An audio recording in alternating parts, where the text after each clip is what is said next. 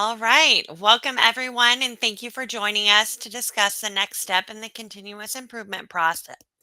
I am Jennifer Moore, and I'm one of the coordinators in the School Improvement Department.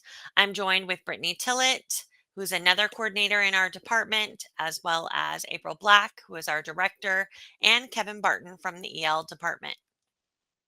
As a reminder, Nevada's continuous improvement process has been in place for the last 5 years. This is not a new process, but if it is new to you, the School Improvement Department will provide training like this one ahead of each act. We're also available to schedule any one on one meetings with you to support you with this work. Today, we're specifically focused on Act 2, which are also known as status checks. These are the different times embedded in the continuous improvement process that really allow us to take a pause and reflect on the implementation of the school improvement plan that we wrote over the summer. Questions that we might ask during this time include: are we doing what we said we were going to do when this plan was written? If we're not, why not? What should we correct, adjust, or remove from our plan? If we are doing what we said we were going to do, what is our data telling us? Is what we're doing having the impact that we were expecting it to have? How are different student groups progressing towards achieving the goals? What are our next steps? Status check meetings are held twice during the school year at times when data informed decisions and updates to the plan can be made. For example, the map growth window just closed. We're going to have panorama data soon. The NSPF will be released. The budgets will be opening. In previous years, we would document this work in a status tracker, which was also a Google Sheet. But moving forward, all of this work will be recorded in Plan for Learning. A continuous improvement team, also known as a CI team, is required at every school. Your school might call it something else, and that's okay. But ultimately, this is the team that's responsible for the work. You've been chosen to lead your school's CI team, which means that you're in charge of planning and running the status check meetings. I'm going to give you a minute to look at the action steps on the screen, and we're going to go into more detail on each of these action steps during this training. The first thing that you'll need to do is schedule your status check meeting. You can see the timeframes on the slide for both of the status checks. If you've not already done so, take a few minutes to write these dates down or put them on your calendar now. Before your meeting, you're going to want to collect and review all of the data related to your school's improvement goals. As I mentioned, this might include map growth data, attendance data, any behavior reports, as well as the NSPF. As the team leader, it's your job to look at the data ahead of time so that you can clearly explain the findings to the continuous improvement team. However, you don't want to come to the meeting with all of the solutions already decided. The purpose of the meeting is for the entire team to discuss the data together and make decisions on how you want to move forward. Resources like the one shown on the screen are available in the Act 2 directions, and those directions are linked on the note catcher agenda, and they're linked in our guidance and resources document. At this point, we're going to take a look at the chart of map growth data. This is a common visualization from Focus Ed that most of you are pretty familiar with. Here are a few examples of finding statements that we could use to describe this set of data. 38% of students are projected to be proficient in math. 42% of students are projected to be proficient in reading, or 40% of fifth grade students are projected to be proficient. Notice we're not making any judgments at this time about the data. We're just stating what it says. And now we're going to give you the opportunity to practice. So we're going to look at the data shown in this chart. This chart shows map reading data from the spring. You'll notice that the threshold is projected CRT proficiency. The data is broken down by grade level and is also aggregated by student group. So based on this data, you can either say your finding statement out loud or you can type it in the chat. What is one thing that you could say about this data? Based on the data, 46% of students are projected to be proficient in reading. Perfect. Thank you. I was just going to say one thing. I would look at the numbers, because, for example, American Indian, Alaskan, it says 100%. That could be one student. You know what I mean? And so, like, I know we had Native American Pacific Islanders. I think I had maybe 2 students last year. So I think it's really important to see the subgroups are very important, but to see how many students are actually in that, because it looks 80% is scary, 100% is scary. But if it's 1 student or 2 students, that's actually, we could work with those students to improve that percentage. That's a really good point. And if this was a live visualization, we could hover over and actually look at that in count. But that's definitely a good point to bring out. Jen, do you mind if I jump in real quick? Yeah. Thank you. So I just want to reiterate the responsibility of the CI team lead is to describe the data before the meeting. So what we often see is the team gets together and then that's the first time that they're looking at the data, and that takes away so much of the time that's allocated for the meeting. So this is one of the areas where it's really important that as you are gathering your data and you're preparing for the meeting, that you describe it, because then your team is able to have discussions around like what the data is telling you, like what Jen was talking about earlier in the presentation. So we really want to give you the opportunity to describe the data and practice that with writing finding statements before you start your meeting. So what else could you say about this data? So we know 46% are projected to be proficient in reading. I think Jen. Yeah, thanks, Paige. 57% of 5th graders are projected to be proficient in reading. Perfect, thank you. I would So say. I have a question when we're filling out this finding statement. We're just putting like a check or an X if it's a challenge or a strength. You can do that during your meeting, so to have those discussions, because it really depends on the conversation at the CI team meeting. Like, as we look at this data, is it having the impact that we expected? Is this positive data or is this a challenge? Like, for example, in this visualization that's on the screen, 19% of Black African American students, that could be a challenge, but it could also be a success, right? So it's, again, thinking about your end count. So it really depends on the conversations that you're having, what you're working on at your school.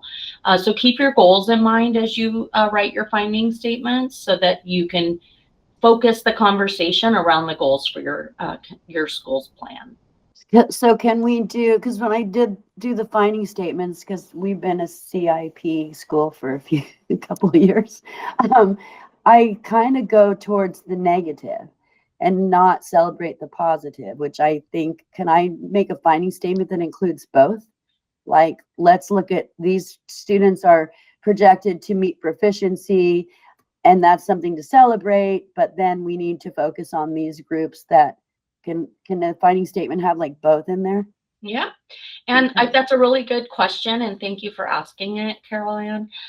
In the Plan for Learning platform, you'll notice in the needs assessment area, there's an opportunity for you to describe strengths from your data, and then also opportunities for improvement, or growth. So as you're analyzing your data, if you're identifying things that are strengths, you definitely want to notice that and capture that and in the needs assessment section where it asks for areas of strength and then again, areas for growth. It's what you're working on. This is your continuous improvement plan. So what are the areas that, like you mentioned, maybe American Indian, Alaska Native, even though it's 100%, that's not where you're going to put all your focus because you have 2 students, right? So you're going to notice it. You're going to talk about it. You're going to pay, closer attention to those 2 students and their progress. But maybe the achievement gap between Black, African American, and Hispanic Latino is a huge issue at your particular school based on the number of students. Does that make sense? So I guess what I'm thinking is I'm thinking of what we used last year. So it's going to be different in the Plan for Learning program. We're actually, because there wasn't, the slide deck that we used to present to the team. It had just one little place for a finding statement. So you're saying in Plan for Learning, when we get in there, because I haven't looked at it yet for this part, there'll be a place for needs assessment where we can put our growths and our strengths and areas of growth, right? Is that what you were saying? So when we get into the Plan for Learning platform, Brittany will kind of, or Jen, one of the 2, will walk you through it and we'll show you where the areas of strength and areas for growth can be included. You're welcome. And that slide deck, you are free to add as many finding statements as you want, add slides, remove slides. That's for your, just to get you started. And if you're struggling with coming up with finding statements, we're more than happy to meet with you before your meeting so that you're prepared for that meeting to happen. Does anyone have any other questions or anything they want to share? Would an appropriate statement be like, because it's not just, it's kind of like making an observation of the pattern, like students predicted to be proficient in reading is increasing over the grades, like 3, 4, 5? Or is it more like just objective data? You're saying what the data says. It's hard to write that they're increasing unless you're looking at historical data.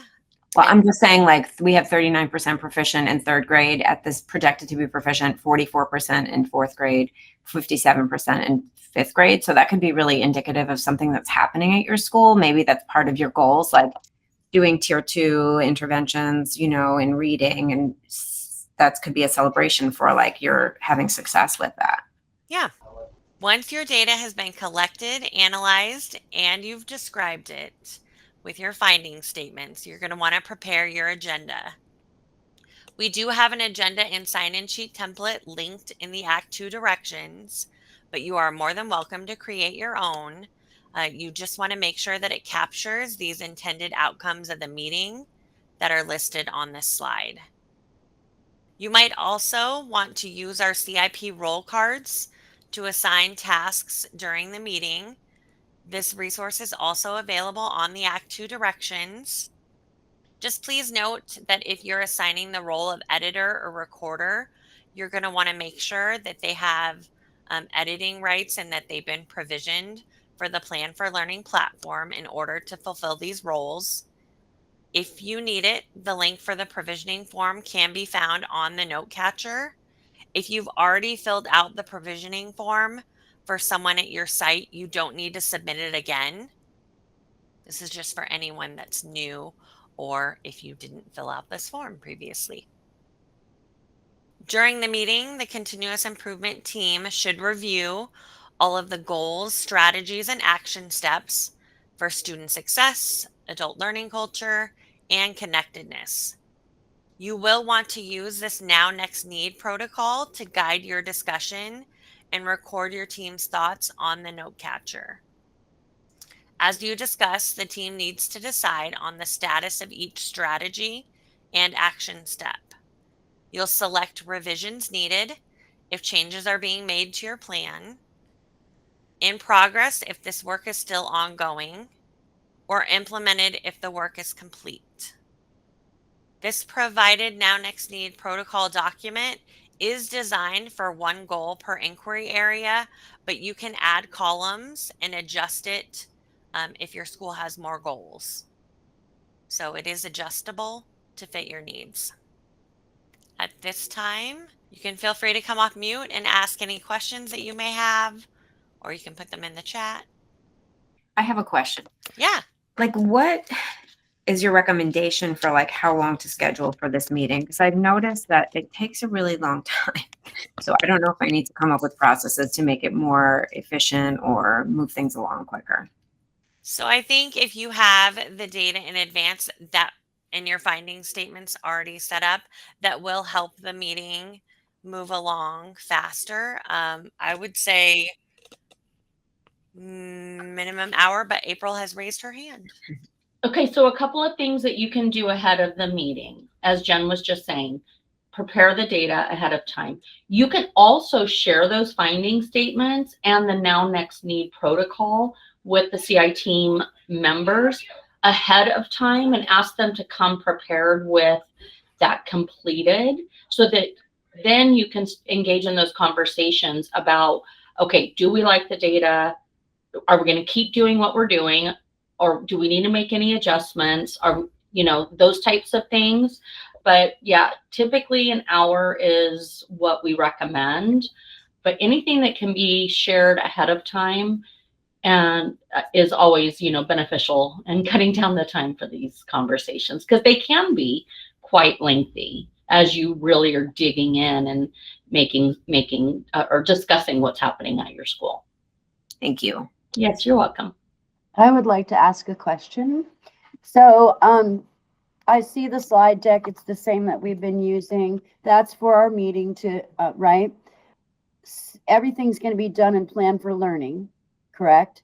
So you know how we have to post our status checks on our website. So am I going to print and download the status check? Will it be similar to what it's looked like in the past, or? I'm just curious because I do all of that, so I want to make sure I know what I'm doing. Absolutely. And I promise Brittany's going to go over all of that. Oh, okay. Coming up. All right. Thanks. You're ahead of the game. Good job. Okay. Any other questions? Yeah, I think that's a good time to get into plan for learning. All right. All right. Well, thanks, Jen, and good morning, everyone. So at this time, we're going to show you how to record this work in the Plan for Learning platform. So after you've done all of the work with your CI team, you've gone through your Now Next Need protocol, you'll record those conversations in the platform. So we're going to actually go live into the platform and show the navigation. So we do invite you to log in and navigate alongside us if you'd like, or if you're just more of a visual learner who wants to watch, you can just watch as well. So up to you. Jen has placed that link in the chat for the special bit.ly that we have for CCSD to log into Plan for Learning. And remember, you'll log in with your AD credentials. So I'll give you a couple of minutes to get logged in if you'd like to follow along with us that way. And we will walk through this together. So on your left toolbar, that's how you'll navigate to all of the sections in Plan for Learning. Carol Ann, I do want to address your question before we get into the status checks. The needs assessment section is right here at the top. If you drop that down and then click on summary, and then click on the area of inquiry, the areas of strength and areas for growth where you can record those data finding statements, whether they are challenges or some celebrations that you have, you can record those there in that section. So I have a question, Brittany, because we put this in when we created our plan, right? Correct. So are we changing it, or are we adding to it, or You can. We don't have to, though. If we like what we have, we're good? Yes. Okay. Yes. Just remember that the school improvement plan is a living, breathing document, can be updated at any time, and any of the areas can be updated at any time, including the needs assessment section. Because we wrote our plan based on the SBAC data, but obviously we didn't have that when we created this. Right. And exactly. so now we're looking at our MAP data and projected proficiency. So would you advise that maybe we update this? I don't know. I'm just asking. Yeah, you can add more detail if you'd like, or if there's some updated data that is more relevant at this time, you're always welcome to add updated data in this section. So But we can add to this. We you don't can have add to it, Oh, yes. okay. Yep, That answers exactly. my Yes, question. absolutely. Okay, Yep. thanks, Brittany. You're welcome. Yeah, it's important to articulate the time frame of the data you're looking at. So you'll just want to put a statement in the beginning that says, like, based on fall map data, for example, before you state that, just so that anyone in your community looking at the plan knows where the data is coming from and what time of year. Great question. All right, so for your status checks, you are going to go into the inquiry areas section. And instead of clicking on inquiry areas like you did when you were revising and updating your goals and improvement strategies and action steps, you're going to click on the status checks and end of year reflection section. And you'll use these tabs at the top to navigate through the 3 inquiry areas, so student success, adult learning culture, and connectedness. Please know that you will be completing this status check section for all 3 inquiry areas. So you'll have to do this 3 times, or maybe more if you have more than one improvement strategy or more than one goal. So you'll scroll down past your goal and improvement strategy and action steps, and that's where you will find the status check section. Status check 1 is the October status check, and status check 2 will be the February status check. You will drop down on the current status for either revisions needed, in progress, or implemented. And remember, you're taking this information right from your Now Next Need protocol document that you used and discussed during your CIT meeting. You're going to summarize your Now section from that document in the Lessons Learned field. And the Next Need section will be summarized together in the Next Steps and Needs field. Any questions about that so far? Yes, can you show us one more time how you got to the status check section? I'm still stuck at goal. Yeah, absolutely. So right here on the left toolbar, you'll click on inquiry areas. It's the section with the little flag icon next to it. Drop that down. You'll see inquiry areas, and then you'll see status checks and end of year reflection. And this is the section you'll want to click on. Thank you. You're welcome. So the needs and next is in the one box? Yes, that's correct. Okay. Yes. So lessons learned is your now, and then next and need will be summarized together. Keep in mind, if you need to make any changes during your status check meeting to revise, reorder, delete, or add any action steps, what's nice about the platform is you can do that right here in the status check section. So you can add an action if your team decided that you needed to add another action step. You can delete any action steps that are no longer relevant or those that you want to remove by clicking on the trash can icon. You can reorder the action steps by moving them up or down by clicking on the 6 dots and moving the action step up or down. Or you can make any edits in the editable boxes to the actions for implementation, the person's responsible, or the timeline as needed. And when you make those updates and then click save down at the bottom here, then it will actually automatically update those action steps in your inquiry areas section where your goals are, so you won't have to do that work twice. This is a really good example here at Galloway because they have 2 improvement strategies. So just a reminder, if you have more than one goal or more than one improvement strategy in an inquiry area, you will need to complete the status check for each improvement strategy or each goal. So just make sure you scroll down. And this is one of the pages where it does have that save button, so make sure you click save. But if you don't, the platform will alert you. And then as a reminder, you're going to do that for all of the inquiry areas. So after you finish student success, you'll do that for adult learning culture, as well as for connectedness. And again, here's another great example of having a second SMART goal. So again, you'll want to make sure you complete the status checks for all the goals and all the improvement strategies within each inquiry area. Any questions before I move to the next section? Okay, one of the other sections you'll want to update during your status check is the stakeholders section. This is where you list the members of your continuous improvement team. So due to the SOT elections or changes in staffing from last year, you may need to update this list, which you can do by deleting or removing any members as needed. You can click the pencil to edit anyone's position or team role. And then if you need to add a member, you'll click on the plus sign here. Also in this section, you are able to upload any sign-in sheets from your meetings, whether you're using the sign-in sheet and agenda that we've provided on our Act 2 directions or creating your own. You can also print a sign-in sheet right from the platform. So if you click on the plus sign to add a meeting, we'll just add a pretend one for today for this example. After you click the check mark to add the meeting, you have the option to print a sign-in sheet. And then you also have the option to upload any sign-in sheets that you've already created that you can scan into the platform. Brittany, I didn't see where you got to the stakeholders tab. It's right here on the Oh, left-hand I see it. Under plan notes. Okay. Good question. Another section you'll want to update is the community outreach activities.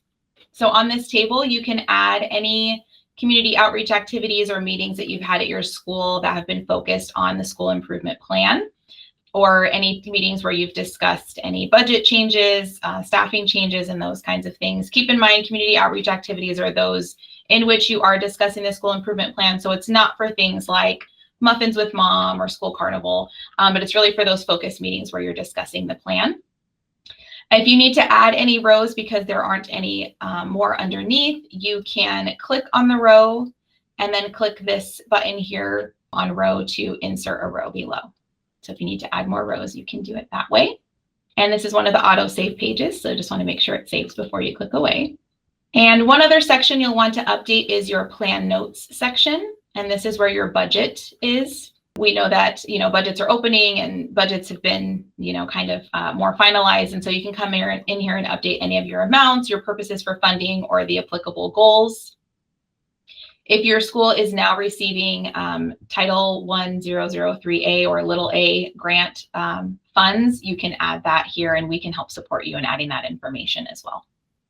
Once you've completed your status check, updated your stakeholders, community outreach table, and plan notes section, you'll want to post your status check to your website. So Caroline, this is your question of how to do that. So you'll click the printer icon here in the top right. We do advise that you click the spell check button so you can spell check your plan to find any grammatical errors. After you've done that, you're going to want to come to the sections area in the middle here and click status check with notes. And then that will download as a PDF. And then you can post that PDF to your website. So I know that was a lot of information. Are there any questions about navigating through Plan for Learning, completing the status check, or downloading the PDF? Yes, Hi. Elizabeth, go ahead. Hi, I just wanted to make sure I understood. Even though we're logging the meeting now through the way that you just showed us in meeting logs, we also need to have a signed agenda, right? Is that correct? Yeah, so you want to make sure you have a sign-in sheet of who attended the meeting. Even if they don't necessarily sign by hand, you'll want to make sure you have that list of who attended the meeting. So if your CI team is also your SOT, for example, your SOT minutes could fulfill that requirement. Okay. So essentially, though, we still need to upload some sort of sign-in sheet. Yes. So you can either create one right from the platform. Once you have your meeting in there, you could click that printer icon to print a sign-in sheet, which will print the names of the members that you have on your members list. So you'll want to update that first. Or you can upload a sign-in sheet that you've created. Either one is fine. Thank you. You're welcome. Yes, Julie, go ahead. If we hold our meetings via Google Meet, is uploading the Google Meet attendance sufficient? Yes, absolutely. That's a really great question. We know a lot of schools are doing virtual meetings. So once you get that Google Meet spreadsheet with the attendance, you can just download and upload that file. Great question. Yeah, go ahead, Vera. Hi, sorry, I missed the part about when you've done all of the sections, what's that last step? So you're going to click on the printer icon here in the top right. Okay. And then you'll click on status check with notes, and that will download a copy of your status check. All these directions are on the Act 2 directions as well. And there's some screenshots there to show you how to navigate this. So that's another resource that you have. Or you can feel free to give any of us a call too if you get stuck. All right, thanks. You're welcome. And then one more thing to mention here, if you did make any changes to your plan, once you have that reapproval of your plan, you'll want to make sure that you download a new copy of your plan by inquiry area as well, like you did for Act 1. That's also in the directions as well. All right, so we will have time for questions at the end as well. So if you have any that you're thinking of, we'll have time for questions at the end as well. So now I'm going to go ahead and turn the presentation over to Kevin from ELLD, who's going to review some information about AB 335. All right, thank you and good morning.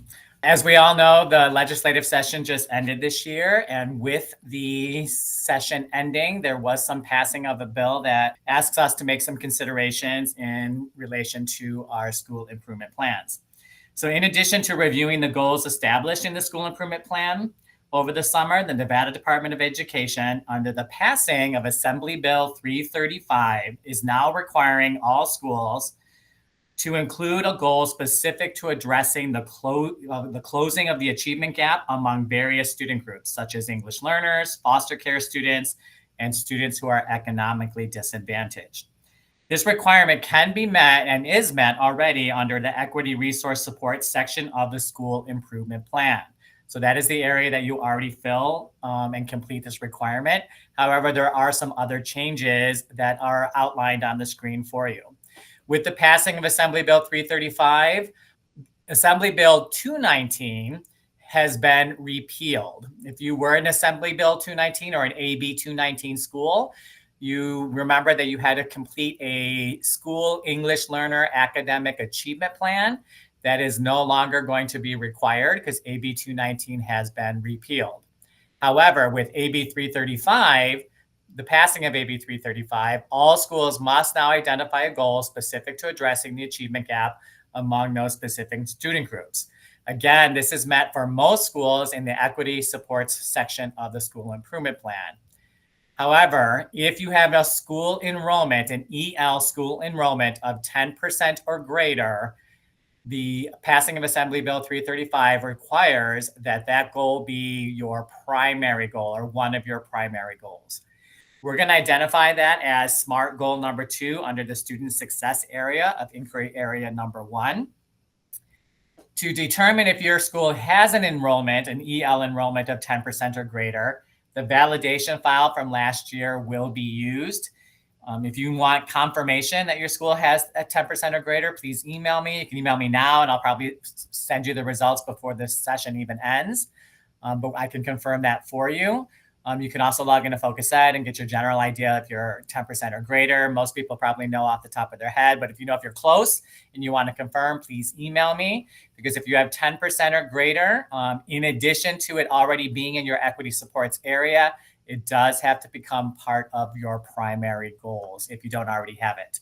If you were in Assembly Bill 219 school last year, you probably already have this as your primary goal. I mean, in fact, you do already have this as one of your primary goals.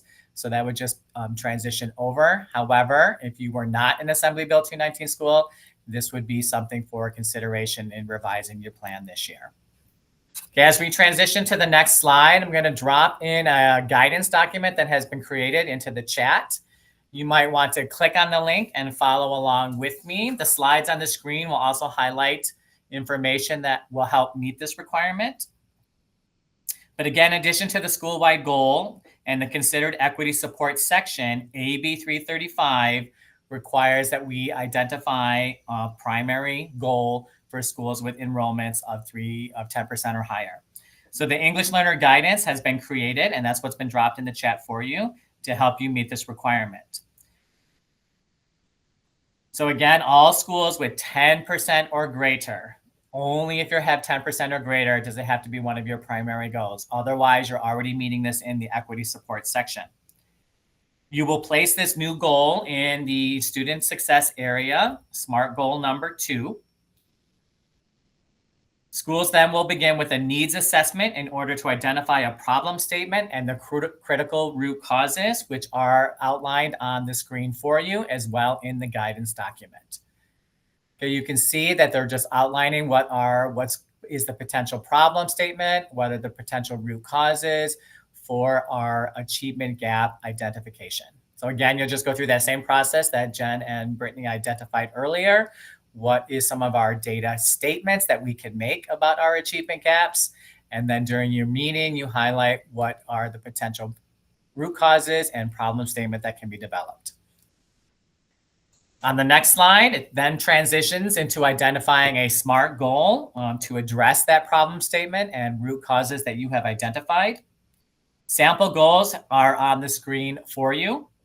You're going to notice that they do address data related to the state and state assessment and language proficiency assessments.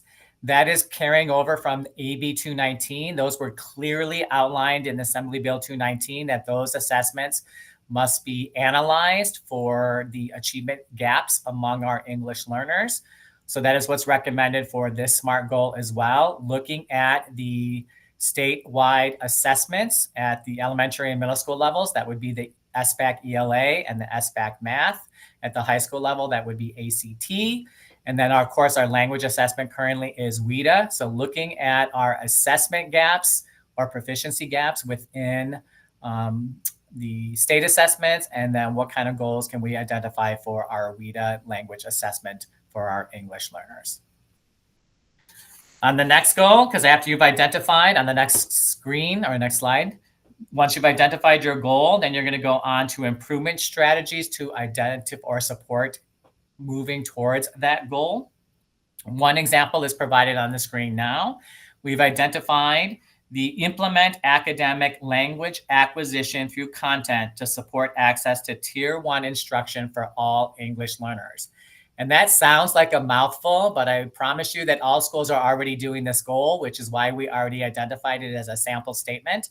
And this is simply supporting English learners in Tier 1.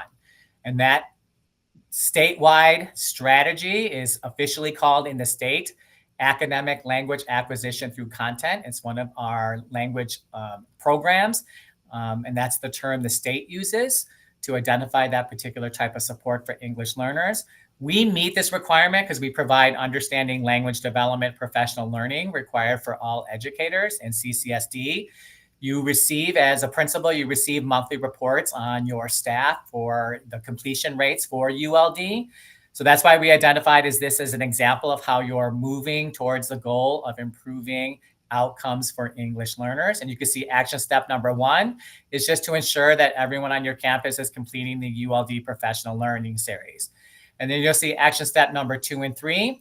Action step number 2 is, well, let's monitor that implementation of our impact of that professional learning on our closing the achievement gap for our English learners. We already all conduct Tier 1 monitoring walks. So let's leverage that tool or that resource that we're already implementing on our campuses, looking at how English learners are being supported. And then action step number 3 is based on that observation, based on those walks. Is there any professional learning that we need to provide for our teachers on improving outcomes for English learners? Are there individual coaching? Are there PLC structures that we can implement to help embed language strategies and supports? Again, you can leverage your ELL assigned coordinator to help with that process. But this is an example that many schools, all schools are already implementing on their campuses. So that's why this example has been provided for you. It is in your guidance document where I dropped the link. So you could, if you do not already have this goal, it could be an example that you copy and paste and implement into your school improvement plan. On the next screen, we're providing another example of an improvement strategy. And this example is implement Tier 2 support for identified EL student groups, such as newcomers, short-term English learners, and long-term English learners. All schools have the ability to opt in to various English learner supports through their Title III funding, which is again why we selected this as a sample strategy that you could implement, because most schools opted into something via the Title III funding. So for example, action step number 1 shows the example of implementing focused language study, Tier 2 supports for newcomer students. If you opted into FLS and you're implementing FLS on your campus, this might be an example of an action step of a Tier 2 support that you're providing on your campus. Then, of course, just like in the previous example, you'll identify persons responsible and the timeline. Another example of an action step might be how you're supporting short-term English learners. Most schools across the district, I think about 90%, have opted into Summit K-12, our online language assessment tool. That can be demonstrated or listed as an action step for supporting not only all English learners, but maybe specifically short-term English learners that you are providing for on your campus. And again, who's the person responsible for that and the timeline. Many schools opted into academic content language expansion, which is action step number 3 to support long-term English learners on your campus. Another example of action steps 4 and 5 is, again, that we can monitor implementation of our tier 2 supports through our look for tools. And then again, based on our observations and using those look for tools, what professional learning is needed. Do we need PLC support? Do we need coaching support? And for all of our tier 2 supports, we do provide professional learning at the district level that we can ask our FLS and ACL teachers to attend. You might also have other supports that are not listed as examples. For example, if you are an elementary school or secondary school implementing a reading skills center, you could make that an action step. You might have a mentoring program that you're providing for students on your campus as a tier 2 support. You might have before or after school tutoring. You might have a summer bridge program. There's lots of ways that schools support English learners on their campus in supplemental ways.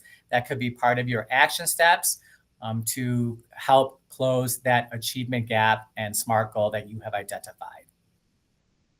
Okay, before we go on to the next slide, do we have any questions with our 2 examples? We tried to provide examples that the majority of our schools are already implementing ULD, and then our supports available through our Tier 2 Title III funding. But do we have any questions at this time? Okay, I don't see any questions, so we'll go on to the next slide, because we will also be offering in-person sessions to help facilitate completion of not only this requirement, but of the school improvement process in general. And so I'll turn it back over to School Improvement to take us through that process. Awesome. Thanks, Kevin. Yes, as Kevin mentioned, we are hosting in-person work sessions to support you with either preparing for your status check meeting with your CI team, or helping support you with the requirements of AB 335 or requirements of the Little A grant if you were recently added to that. So there's support sessions where you can come and get the support that you need. One of the options you have is to actually bring your entire CI team with you if that's feasible, and you could actually facilitate your status check meeting while you're there at the support session, and we can support you with that during that time. When you sign up for the session, please make sure that you indicate how many people you'll be bringing with you so we can make sure that we have ample support available. But that will be coming out in the wire on September 12th. So please keep an eye out for that so that you can sign up for those support sessions. They'll be on September 16th, 24th, and 25th. And you can choose one day and come anytime between 8 and 3. So we'll be there all day to support you.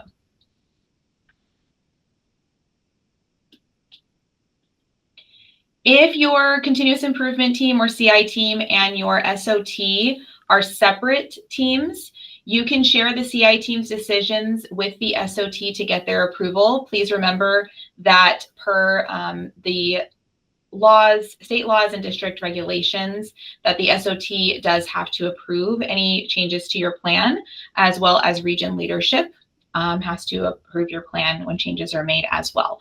So just keep in mind those requirements and ensure that you get approval from your SOT for any changes you are making to your plan based on your conversations during your status check meetings. Once your plan has been approved, you're going to post it to your website. You're going to post your status check one, as well as your updated school improvement plan. And then you will complete the Act 2 website submission form. This is linked on the Act 2 directions. As a reminder, the due date for the status check 1 website submission form is November 26th. And the due date for the Act 2 website submission form, or the school plan of operation, is due on March 13th. So just thinking and planning ahead for that.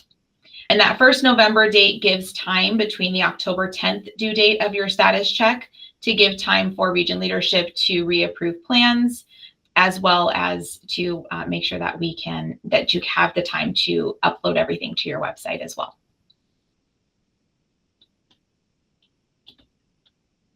At this time, please feel free to come off mute or type any questions in the chat that you may have. I know we've given you a lot of information this morning, so let us know if you have any questions. I have a question about little a. Yes. So to get information about that, can we just contact our coordinator, or? Yes. Okay. Yeah, just reach out to your coordinator and they can support you with embedding that information into your plan and all those things. Thank you. You're welcome. to get those amounts? Do you want that in our where we're putting our money? Yes, in the budget table. And we actually have you're just going to put the entire district allocation there for what the fiscal year that you're in, so we can support you with that. Got you. Thanks. You're welcome.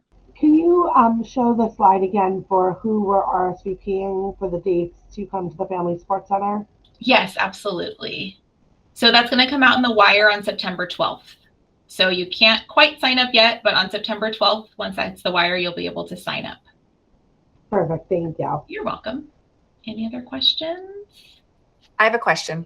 Yes. So with regards to AB 335, my wording is 219. Am I just going to go in there and change all of that as well? Okay. Yes. AB 219 has been repealed, so there shouldn't be any AB 219 language left in your plan. And I'll defer to Kevin too to give any other information about that as well.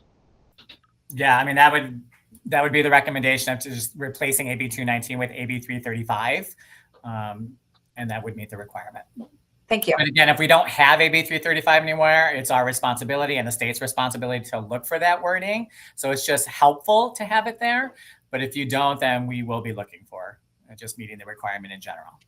I just wanted to add, when we were transitioning from the roadmap to the Plan for Learning platform, we put all of the AB 219 information in your plan in the equity supports area. So you do potentially need to move it from where it's at into the student success inquiry area for the goals, the problem statement, critical root cause, action steps, all of that type of stuff. Hopefully that makes sense, Jennifer. If not, we're happy to support you with any questions that you have. Okay, thank you. Yeah. And that's for the schools that have 10% or more English learner enrollment. If you're less than 10%, then you are fulfilling the requirement by having the information in your equity supports section of in student success. So that's in the needs assessment summary section. You have your areas of strength, area of growth, and then equity resource supports is that next section. So as long as you have information there for English learners, foster homeless, and economically disadvantaged, which is free reduced lunch for challenges and solutions, you're fulfilling the requirement. But again, as Kevin said, if you have AB 219 language there, you'll just want to replace that with AB 335. But if you're more than 10%, then you'll have to do what April just described. So support is always available from the School Improvement Department. You can complete a SID support request form, which is linked at the end of the directions for each act. It's also on your note catcher for today. You can call the main school improvement line, 799-1041 option 5, or send us an email at 0055-school-improvement@nv.ccsd.net. That's like our general inbox. Or you can also contact the coordinator that's assigned to your region and schedule an in-person or virtual meeting. Give us a call, send us an email. Remember, we are here to help you, so please don't hesitate to reach out. I always tell all my folks, no question is a bad question. And even if you've got the guidance document right in front of you and you're still not sure, give me a call. Don't hesitate to reach out. It's why we're here. So please reach out to us if you have any questions, anything you think of after this session that comes to mind that you meant to ask and didn't get a chance to, just reach out and we'll be more than happy to support you.